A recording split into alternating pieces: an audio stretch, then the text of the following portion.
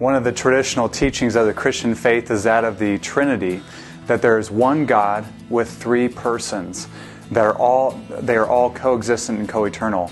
The three persons are the Father, the Son, who is Jesus, and the Holy Spirit. Of the three persons, probably the Holy Spirit's the one that gets overlooked the most, and yet He probably has the most hands-on work in people's lives today. Think of these four things that the Holy Spirit does, these powerful works of the Holy Spirit in the lives of people. The first is regeneration. Maybe you've heard of the phrase being born again. It's actually something that Jesus spoke about in John chapter 3. He said, you must be born again. And he was talking to a guy named Nicodemus, this very smart guy who was totally dumbfounded by this idea. But Jesus clarified it and said, you must be born by the Holy Spirit. So the Holy Spirit is the one who comes into the life of a spiritually dead person and makes them alive and regenerates them. The second thing the Holy Spirit does is He teaches us truth. So He teaches believers what is true. Jesus said in John chapter 16, speaking about the Holy Spirit, He called Him the Spirit of truth, and that He would lead us and guide us into all the truth.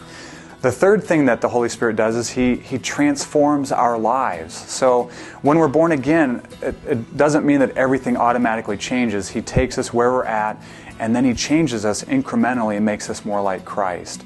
And so the Holy Spirit's the one who comes into our lives, takes out the old, and puts in the new.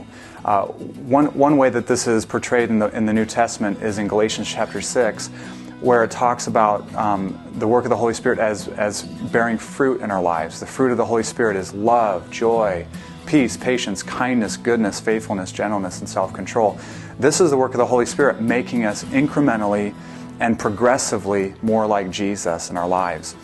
And the fourth thing the Holy Spirit does is He empowers believers to witness about Jesus.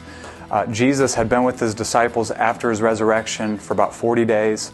And right before He went up to be with the Father, He told them this one thing. He said, you will receive power when the Holy Spirit comes upon you, and you'll be my witnesses wherever you go. Right where you're at now and where you go in the future, you'll bear witness about me. So the Holy Spirit comes and empowers us to bear witness about Jesus. So as you can see, the Holy Spirit plays this massively central role in the lives of Christians today. A.W. Tozer was an author a number of years ago, pastor, and he said that the teaching about the Holy Spirit is like hidden dynamite.